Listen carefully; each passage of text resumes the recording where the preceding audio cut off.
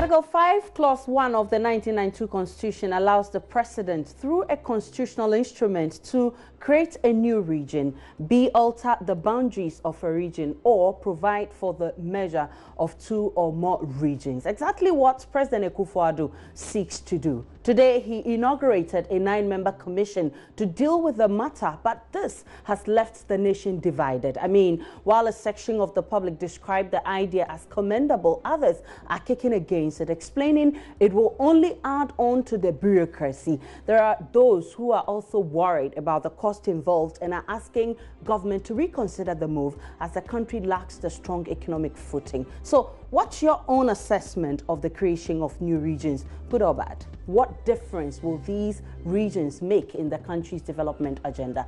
But this 9-member commission, what will be its focus as it goes through this rigorous process? We'll find out shortly on PM Express with me, Aisha Ibrahim.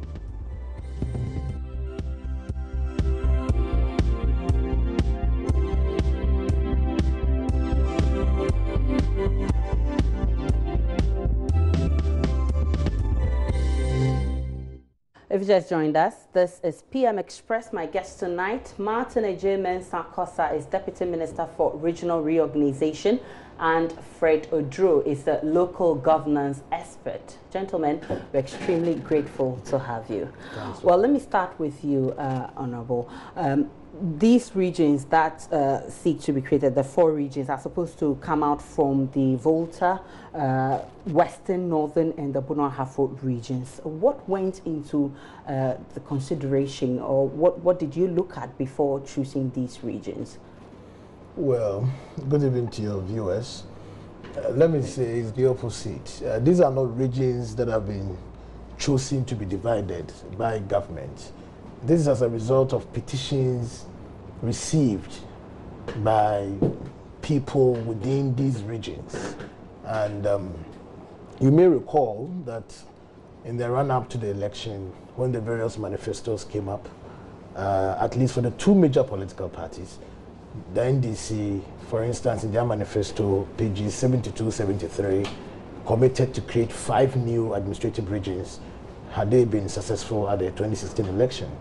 For us in the NPP, we committed to creating the Northwestern region.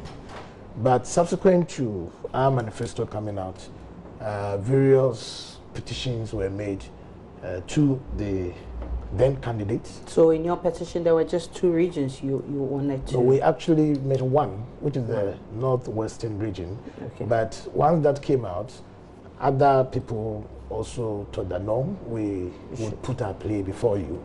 So subsequently, when we won power, they followed up with written petitions, some of which date back, virtually in all the instances, these petitions date back to 3 decades. And so it's following from that commitment. But the Constitution, Chapter 2, Article 5, enjoins the President upon receipt of those petitions to forward to the Council of State for them to look at it and then advise whether there is a need and a substantial demand for the creation of these regions. You may recall that the Council of State on the 15th of August brought a positive response, but recommended that His Excellency sets up a commission of inquiry in keeping to the law to further go into these matters and then ascertain further whether there is a need and substantial demand from these areas. So petitions being worked on, 6 from 4 regions. 2 from the Northern region, 1 from Volta, 1 from Western, 2 from Bono-Ahafo. 6 in all to be looked at by the commission that was just inaugurated today. Right, and that's the reason why we'll be opening the phone lines to get those people involved to bring in their contribution. We are starting the consultation right here. Mr. Odro, let me gauge your mood on the creation of 6 regions out of these 4 regions mentioned, and not trying to create 6 regions on top of the 10 that we already have. Well, I think it's a good idea for starters.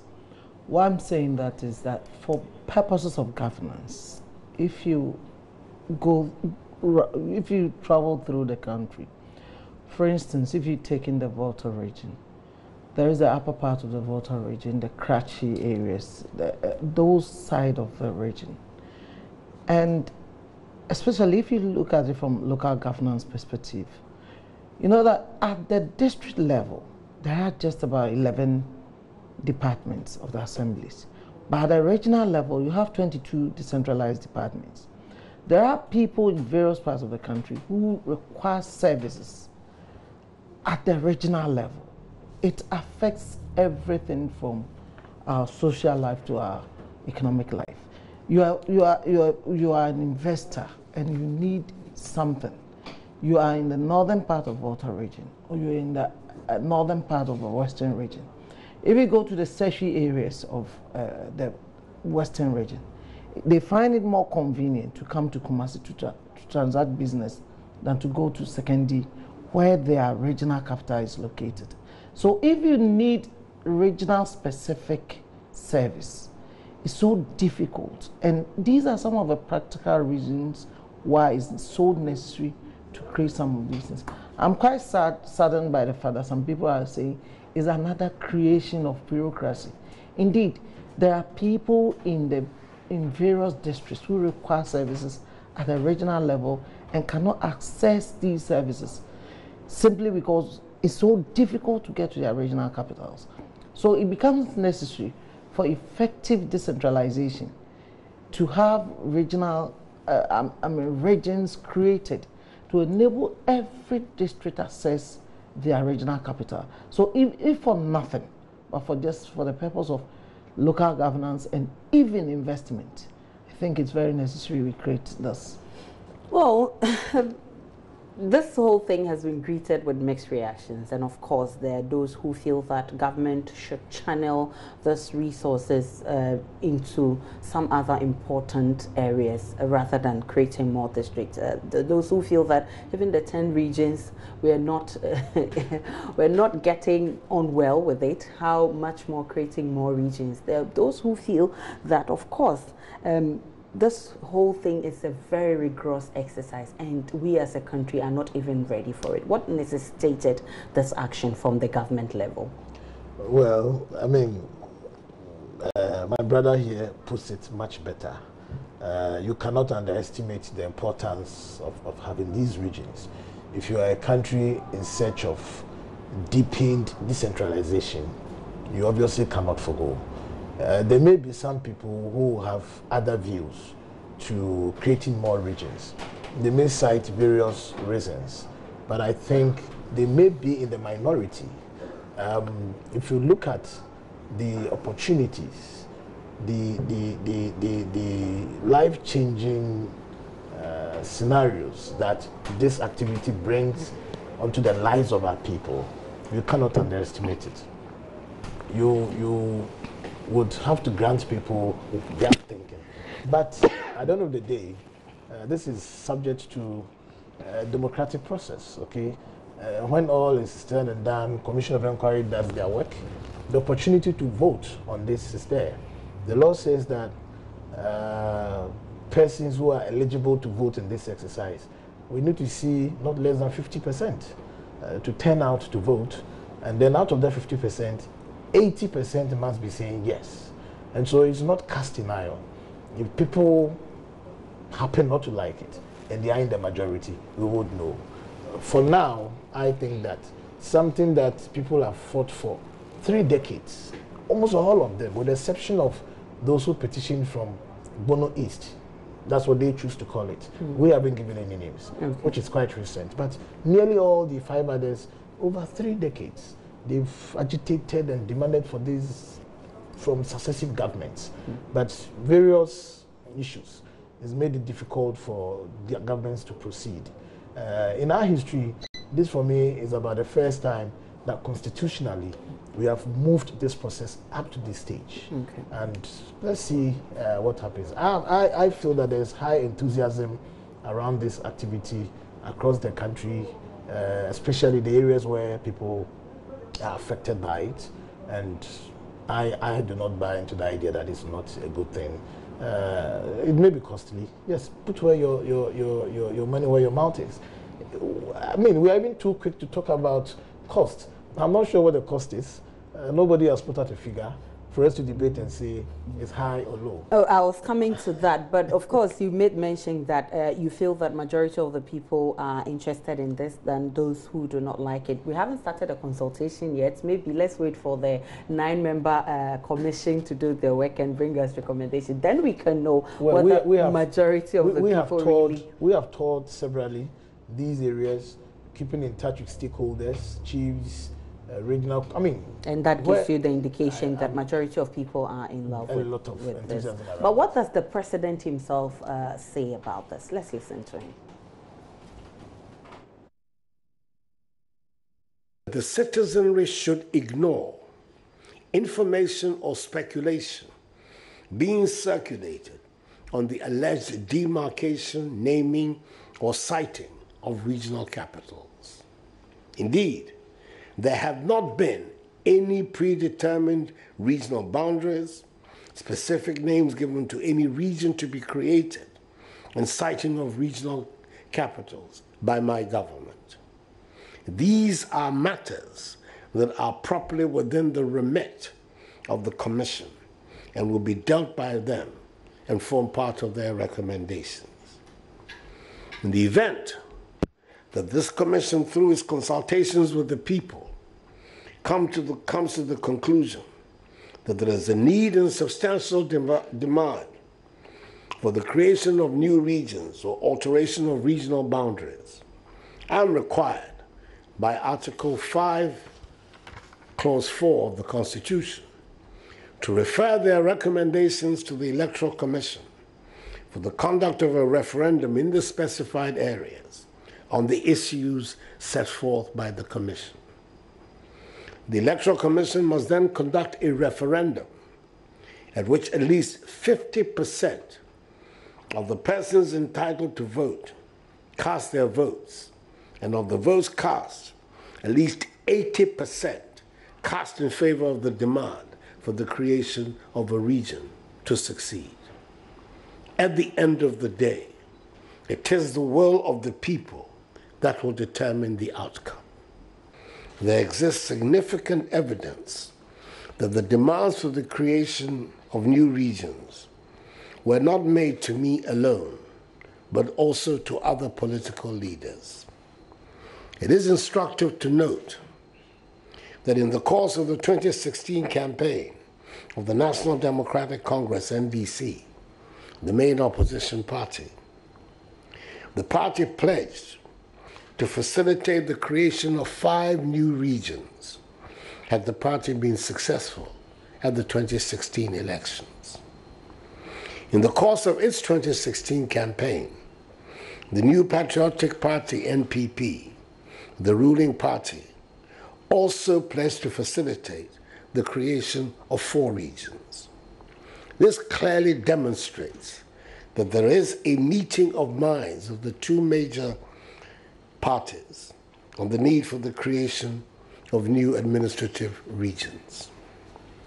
Indeed, one of the issues that came to the fore during the discussions of the meeting I held here at Flagstaff House with my predecessors, the 3 former presidents of the Republic, Their Excellencies Jerry John Rawlings, John Agyekum Kufuor, and John Dramani Mahama, was the substantial demands for the creation of new regions. The issue was discussed at length, and it was evident that all the past governments had also been seized with the matter over the years.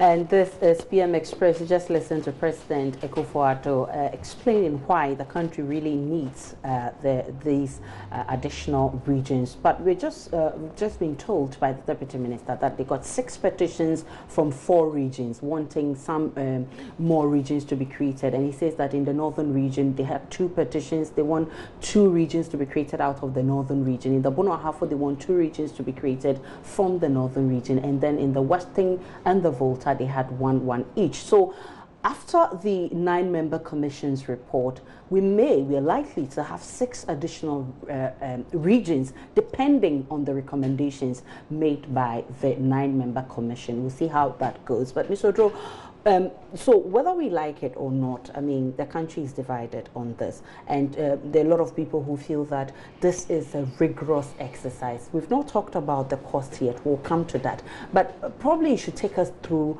the process of creating a new region. It's very important. Well, I believe the minister started in his introduction about the process, and it's a constitutional provision. First, there must be a petition. However, even the president, based on the advice of the Council of State, can decide that there's a need for creation of a region. And it's not a question of even creation of a region. It could also be a measure of a region. And then you can also alter the boundaries of the region. Exactly. These are constitutional provisions under Article 5. Yes. Then there must be a petition. The petition must go to the Council of State for their advice. If they agree, it comes back to the president, and the president must form the commission of inquiry. And that must also be based on the advice of the Council of State. Indeed, in both cases, when the petitions were referred to the Council of State, when they were bringing back the petition, they added the fact that there's also the need to create the commission of inquiry. Indeed, looking at the 9-member commission, and they are it's a strong commission. And I'm very happy with the composition of the current commission. So by and large, so far, the processes have been followed up to where it's supposed to be. But then there are other issues that are going to come up, which we need to be very careful about. First and foremost, this process can never be partisan. No partisanship is allowed under the process. So it's very, very important at this stage that we are all aware of the fact that no political party should even take a stance that this political party, we don't like A or we Interestingly, the 2 major political parties, all of them have some interest in this kind of it is not constitutional. So we need to be very careful and respect our laws. And especially, I would hope that our political parties will respect the laws.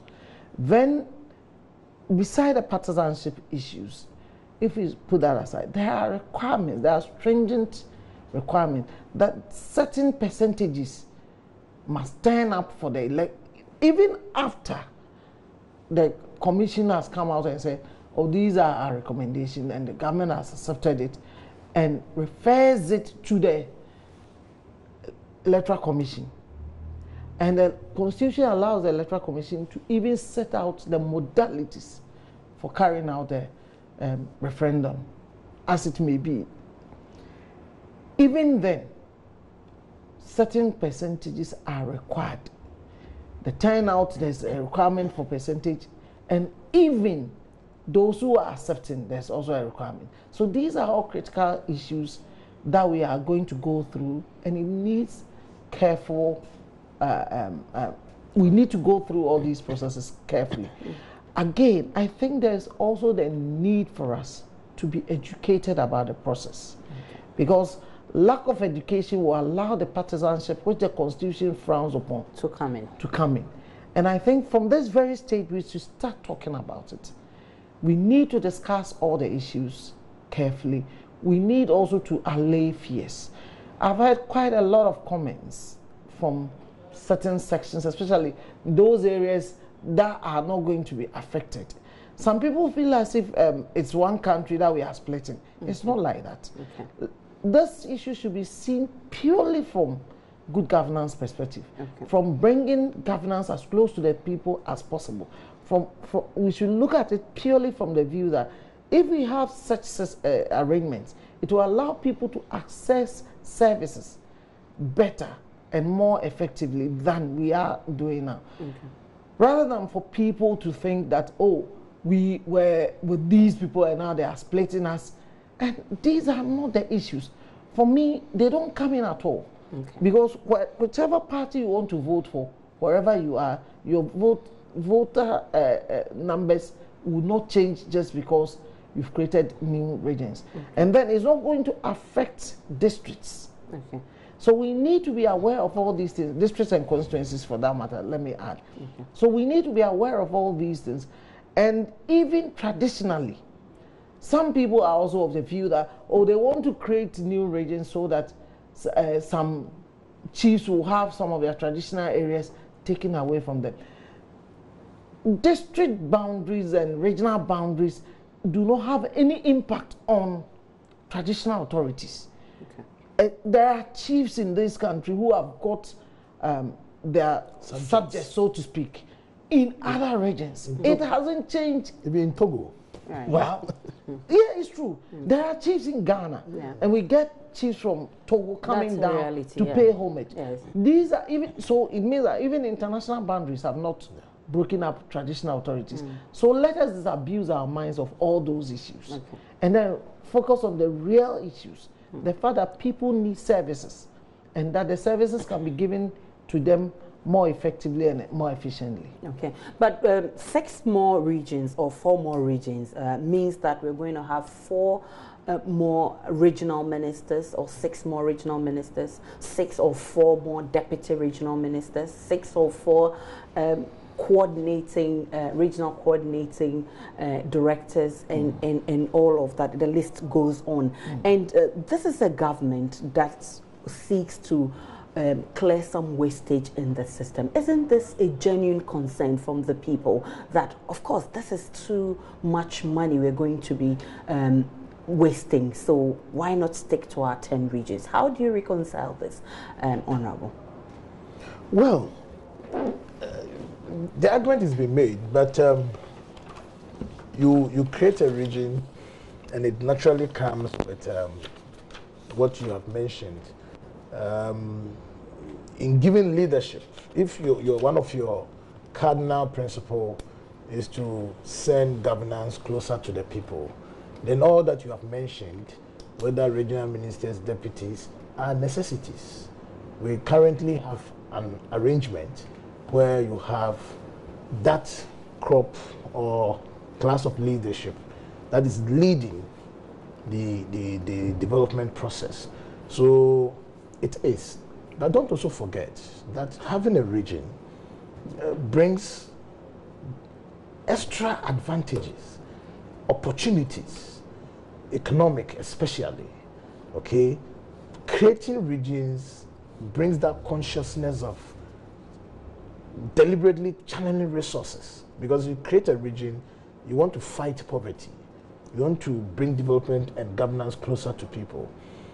It necessitates you making sure that you situate certain amenities, certain projects in these areas, and that enhances the lives of the people. And so for me, it's not enough to just point and say there will be ministers, there will be deputies. Yes, but that's the reality. But current regions are being manned by ministers and deputies, and that is the leadership at that level that drives the process of making sure that governance is closer to the people. And so you couldn't have had regions without ministers and deputies. But all in all, what I'm trying to say is that let's count the benefits. They are, for me, much more than what we can imagine is the other way around. Do we have what it takes to create these regions? We do. It's a national, I mean, it's something for me that should come to us. We started our nationhood from 1902 with 3 regions. By 1957, we had moved to 5, and then the last one, 1983, Upper West created to 10. We have come far. Anybody would agree with me that regardless of cost, where we are today with our 10 regions, I'm sure life may be much better now than before. Even though we are not where we think that we want to go, there's still need to catch up in terms of improving on the general lives of the people in these regions. But it has enhanced the process, and we cannot say we live in regret as a country for having these regions. So yes, we should put our money where our mouth is. I disagree with people who have already started talking about cost. No cost has been put out yet. Definitely it will come. Yes, but then how do we then say it's too high? Even if you look big? at the commission's work, it's going to chop a lot of money. You know what the budget is? I don't know, but So the 9-member commission, definitely their allowances, their transportation, and all of that. You'll be surprised. A lot of money. You'll be surprised from precedents. What I have seen, the latest one being the Brazil Commission of Inquiry, it's not that much. Yes, you'll be surprised it's not that much. At least for what I have seen. And so there shouldn't be much cause for alarm. It's a one-off thing, but the benefits will live with us forever if it's done and done properly, as my brother here has enumerated. He gives very useful lessons that we need to take on. I mean, the major setbacks that we can have to this process are all that he's outlined. Okay. And we are working very hard to make sure we get. In previous times, various governments, like I've said, have attempted this. The last I remember is in 2003, during the Kufuor era, when the petition from Volta region was almost at cabinet for discussion. Then one of the drawbacks made it impossible. We've never come to this level. We are here today because the ministry learned from the past. The things that could muddy the waters, make it difficult for us to progress. And I have no doubt where we've gotten to now. If we learn the lessons, for example, as espoused, we could see this happen. The ultimate thing is to have a country fully intact, peaceful, united country through this process. In the very remote sense, if you go to one part of this country where this process, one of the petitions came from, almost nearly all the communities have groups that have been formed to lead the advocacy. And the lead person, the lead communicator in one enclave is an NDC executive. Okay. His deputy is NPP. I think the organizer is CPP. I was baffled to see an array of, they've put themselves together regardless of party. Okay. And that's the kind of thing we want to encourage. If we carry on strongly, I think creating 6 more regions should be that which will unify this country than anything else. Well, just so you may know, Professor Brobe is heading this 9-member commission. You can imagine the kind of work that will go into this commission. Let's take a break. When we come back, we'll talk more about how much is being spent on all this. No demarcations have been drawn. No name have been given to any region. And no capital has been chosen for any region. Okay. Now that you talk about capital, there are issues and concerns already that it looks like you have already decided where the capitals are going to be, at least in the 4 regions. And then also it's going to be situated such that it will be in a stronghold of the NPP, for instance. Has that come to your attention? No, not at all, not at all. One interesting thing is, as we said, we discussed earlier on, this is something that found expression in the manifestos of at least the 2 major political parties. 1, 2. And in going round, and the people we said that we have met and sensitized, we have met all members of parliament in the 4 regions. And I know, and you can always cross-check, that in the various parts of the regions, the 4 regions where the petitions came, the chiefs and people, when they meet, all people from different party persuasions are part of it. I mean, it's interesting to go and see members of parliament from different political parties all being part of the caucus of the committee prosecuting the agenda. Let's talk about the Volta region, where I come from. In terms of where the capital will be placed, you have a map of it. I'm sure you have an idea. And this is PM Express. If you just joined us, you're watching us from our studios in Kokomlemle. Before we left, we're talking about how much this whole exercise will cost us. And Honorable Akosa makes us feel that it's just less than what happened in Brazil. How much are we putting to this whole exercise? Well, the processes of putting together the final budget is ongoing.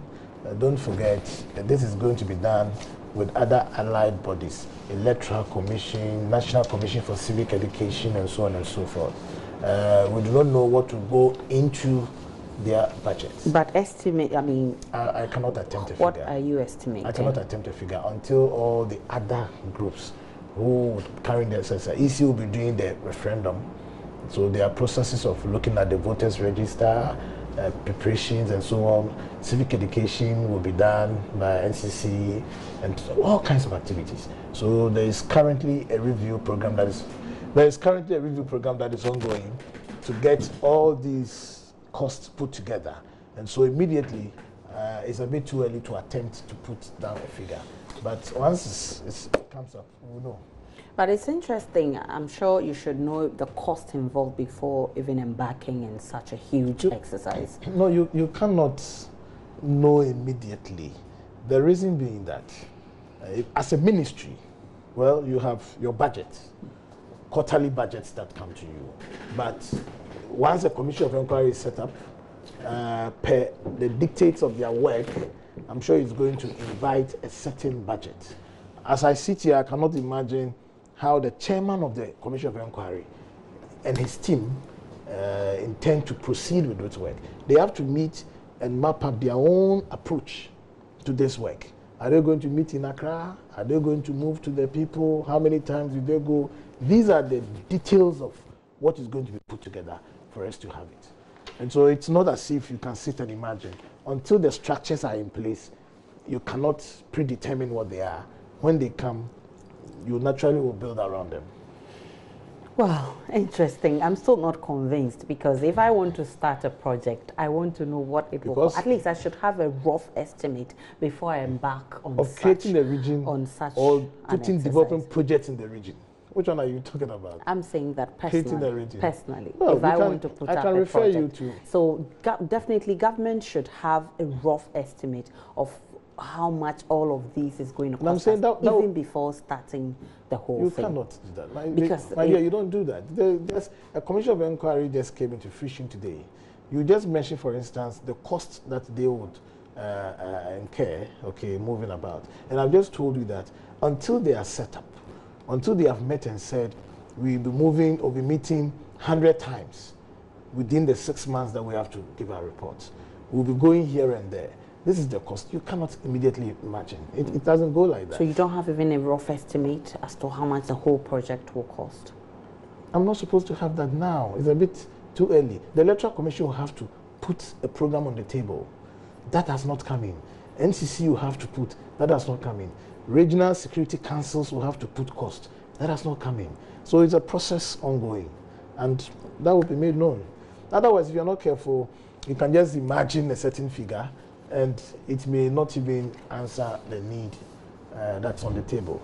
Well, that could also be a guide and put you in check if you have such a thing. The economists will tell you. Unless, for example, I could sit here today before even the commission engages in their first meeting and tell you that they must be traveling 20 times and then this is the, you can't do that. All right, I'm inviting the people from Northern Region, Bono Ahafo Region, Volta and Western regions. These are the regions at the center of discussion, and the number to join on is 030-2211-691 or 030-2211-692 and join the discussion. We want to hear from you. What are you saying? What do you think about this whole move by government? Ms. Odro, what change or what difference will this 6 regions make instead of 10? Well, first and foremost, I did indicate that there is the need to give better access to services. And mind you, the regional coordinating councils are also there to support the work of the district assemblies. And when they are created, because there's easy access to these districts, they can perform their duties very well. People needing services at the regional level can also get there. And then there's one thing that we seem not to be looking at. When you create a new region, particularly in the regional capital, it's going to create some higher level of economic activities within that area, because new things are going to emerge, new people are going to move into there, and they are going to need support services, and all these things will create a chain of economic activities that are also very important. Then also, we also must look at the overall creation of jobs. You see, we sit here talking about maybe appointing two regional minister and a deputy, but we're forgetting that we also create a whole new level of administrators. They are also going to go there, work at the regional administration. It's also employment creation. And we only want to look at it as cost, but isn't it employment being offered to somebody? Hitherto, we could have had only 10 regional coordinating directors. Now we can have 16. We can have additional staff working in various areas. Then other private entities are also going to set up institutions and companies to support the work of all this. So it's a huge area that we can look at. Ms. Odro, let me have you hold and speak with Kwame Mensah from Ho. Good evening to you. We're grateful for your time on PM Express. Hello, good evening. Kwame, let's hear you. Okay, I just want to ask, like, if they are saying that the regions cannot access the regional capital, then we should just move the regional, the capital of Ghana to the center of the country, and then we should move on from there. That does not hold when you say that the district cannot access the regional capital. And two, where is the extra money coming from? Where's the extra money coming from? If you have extra money, why don't you just go to those areas and develop them? Why do you need to create a new regime before you develop? It doesn't hold. It doesn't make sense. You don't even know the total cost of a project before you embark on it. So, all right. Many thanks to you, Kwame. You've made your point clear. And let's speak with Charles from Brong-Ahafo. Charles, you are on PM Express. Thank you very much, Hello, Charles. You're on PM Express. Hello. Yeah, I said thank you very much for giving me the opportunity. I think creating the new region will help very, very well. Because looking at where I am now, I'm a dancer. If I need something or if I have to go to the regional capital, I have to go about 3 or 4 times before I get to Sunyani. But if the new region is being created and I have a region closer to me, I think my documents and all things we can hardly hear you. We can hardly hear you. Can you reposition and then let's have a better conversation? We can hardly hear what you're saying, Charles, with all apologies. Hello, can you hear me? Yes, now? it's better now, Charles. All right, thank you very much. I said it's very, very good when the regions are being created. By looking at how, where I am now, if I want to go to regional capital to process my documents, I have to make about 3 or 4 transfers before I get there. But if the new region is being created, I think it will be closer to me and all things will be necessary. All documents which need to be processed in the regional capital can be very, very easy. So I think the government will take a very good step and then initiate that thing for it. All right. Many thanks to you, Charles. Charles certainly supporting this idea. We'll address the issue of Kwame shortly. I'm told Ibn Rahim is on the phone from the northern region, I guess.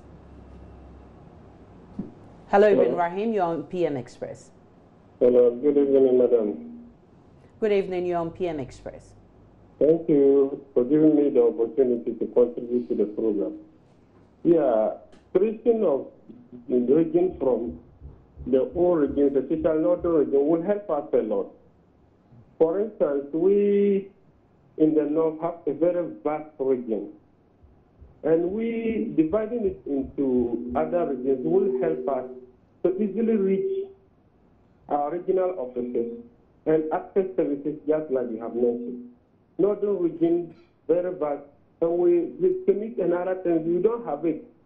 Other districts will have to come down to serve you.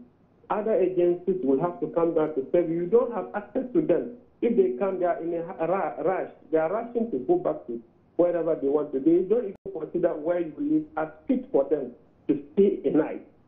So it's good we create more regions. All right. Many thanks to you, Ben Rahim. Thanks so much. You've made your point. He says that the move is a very good one. But we have 9 members, and just so you may know, Justice S.A. Broby is a retired Supreme Court judge. He is the chair of the commission. Dr. Grisby Diako, former government statistician.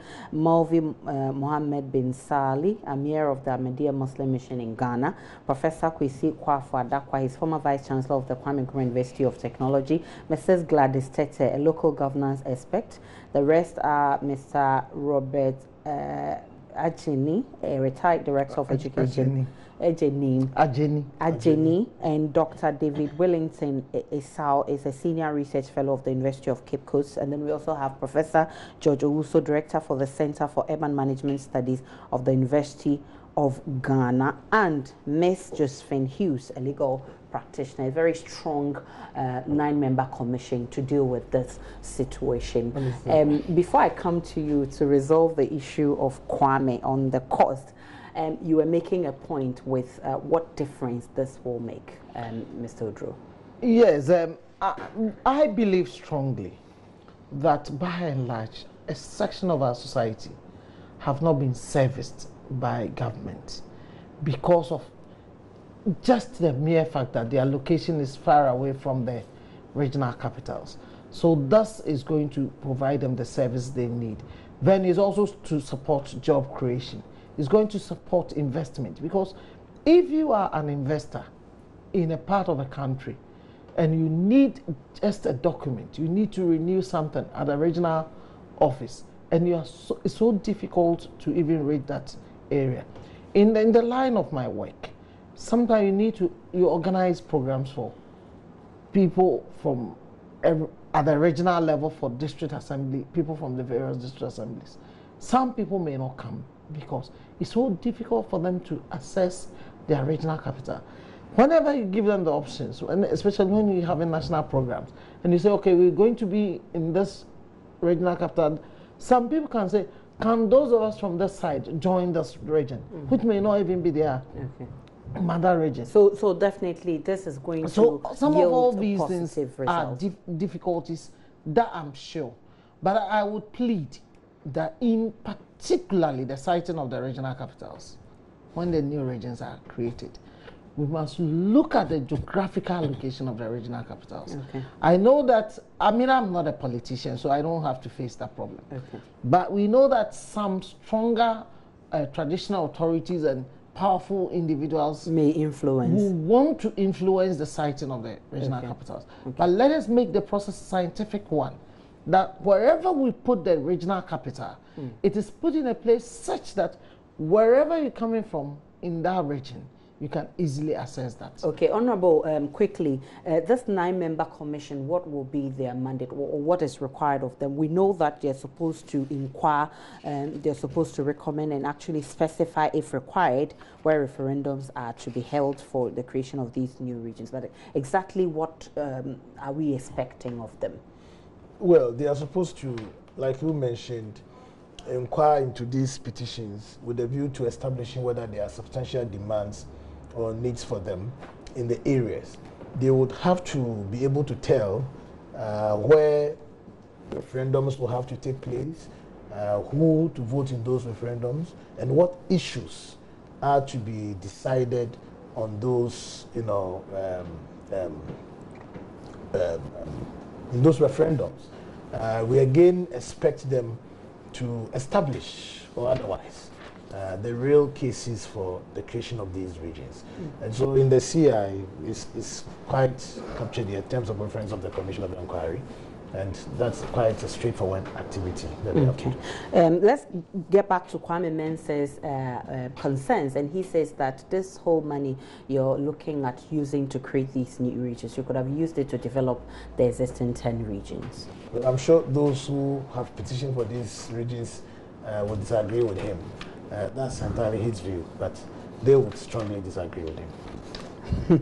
Okay, but there has been, very importantly, there has been concerns over what what this could also create, ethnic or tribal divisiveness if we are not careful. In the northern region, for instance, we've had our own share of Abudus and Danis and all, I mean, what have you? We've had all of these disturbances over there, and people feel that this could further deepen the cracks, Mr.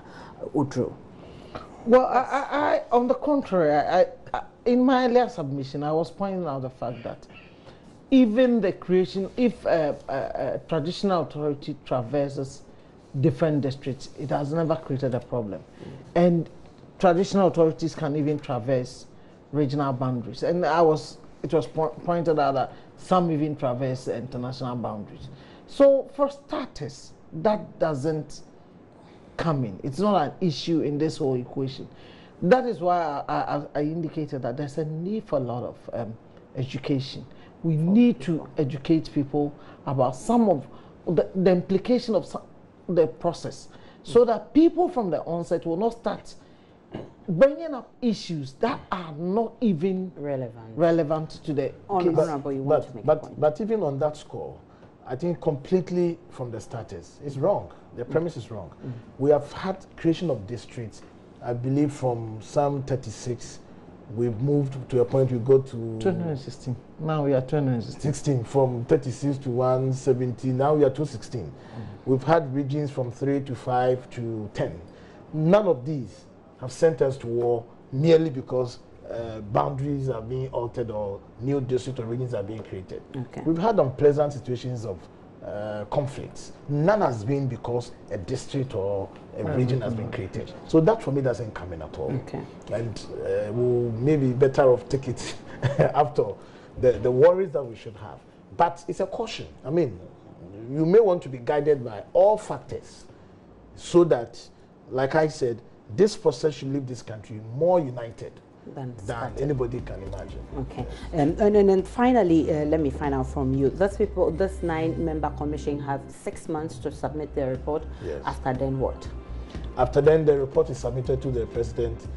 Once it's submitted to the president, it goes to the electoral commission, who would prepare for a referendum, and then the other processes would follow. Mr. Odro, briefly, just in 1 minute or 1 second, what are your expectations of this 9-member commission? Let us have better engagement. We don't want let us do partisanship and then education, professionalism, and that's all that I would. Service to Ghana. All right, so you heard it all. Service to Ghana. Let's not be partisan with this. And Honorable says this should leave us more united than scattered as a country. So sad we have to end here, but I'm promising you another thought-provoking edition of PM Express tomorrow, same time. My name is Aisha Ibrahim. Many thanks to you, Martin A.J. Kosa, Deputy Minister for Regional Reorganization, and to you, Fred Odro, Local Governance Expert. I'm really grateful for your time here. Thank you so much, gentlemen, to all of you at home for watching. My name is Aisha Ibrahim. Have a pleasant evening.